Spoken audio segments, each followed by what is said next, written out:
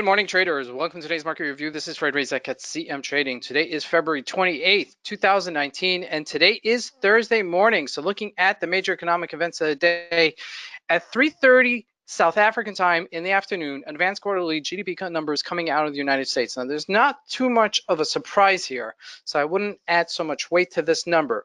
Now, tomorrow is Friday, and tomorrow is the 1st of March, which generally we have the NFP. However, because the Wednesday doesn't coincide with the same month as March, yesterday was still February, it's delayed to next week. So next week we have NFP, so just be aware of that. Now, looking at the markets, GBP had a beautiful breakthrough resistance yesterday. We'll take a look at that. We spoke about it and had a nice alley-oop there. Now, looking at the indices, Johannesburg Stock Exchange is back on support after breaking resistance. So we spoke about this a couple of weeks ago. It was a really nice move.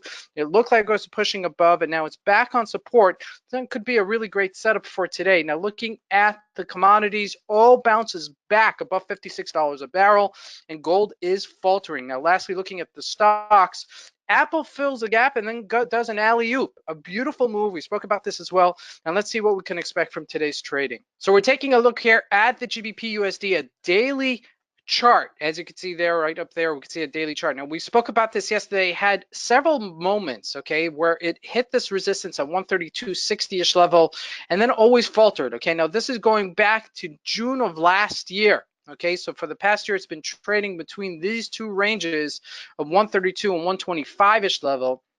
And finally, we had a breakout. Okay, this was the breakout that happened yesterday. Now, I would really like to see some momentum here. Okay, if we do break this 132.64, then it was a fake out breakout.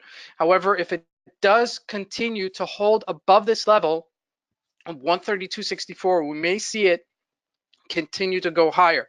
So keep an eye on this for today. This is really could be a great move in either direction. Okay, if it does falter below this 132.64, I would look to short it at the next bounce. And if it does hold this 132.64, I would look to go long and for it to possibly continue its rally on the upside. Now, looking at the USD ZAR, also same story, getting a little bit stronger here. The dollar getting stronger versus the rand, that is at 13.97. If it does falter at this resistance level, we could see it further go down. So this is really a positive sign for the the South African rand, as it does possibly make a correction on the downside. Now, jumping into that oil, let's take a look at it. Oil had a nice rally yesterday after hitting those 55.28. So this 55.28 has now become a minor support level. It was previous resistance before, we couldn't break out of it. Now it's subsequent support. Okay, and sure enough, we rallied quite nicely as yesterday had this big rally. Now I still think we're going to be trading between this 57 and 55-ish level.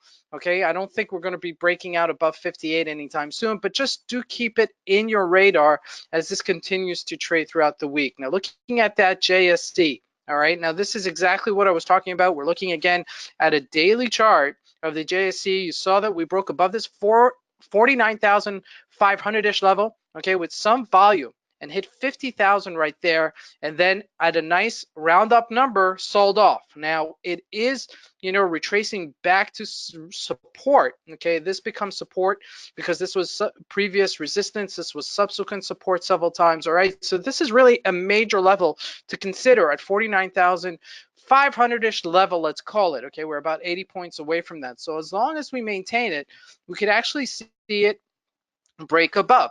Now let's look at that just briefly on a 4-hour chart. You still have a little bit way to go for it to correct itself, but this may be a really great play today if it does continue rallying higher. Okay, so keep that in mind. Now looking at the Dow Jones, we had a slight sell-off yesterday. Okay, we're still just below 26,000 after capitulating up to 26,200-ish level. I'm not too concerned about it. We had a nice alley-oop move yesterday, and let's take a look at that Apple shares. Now we're looking at a 15-minute chart of Apple.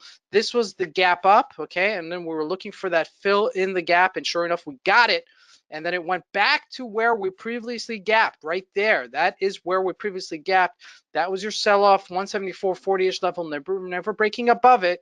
Okay, this was a nice little, place for you to short it right there, as we spoke yesterday about it. And then finally selling off down to 172.37, capitulating there, and then turning it around on the upside. That was like a classical intraday both direction move, both on the downside and the upside. There was about $2.50 to make, altogether about $5. Tremendous move for anybody who was trading it, and that was really very nice. Now I'd like to see this continuing rally, okay, because ultimately the news is behind us. We just have NFP next week.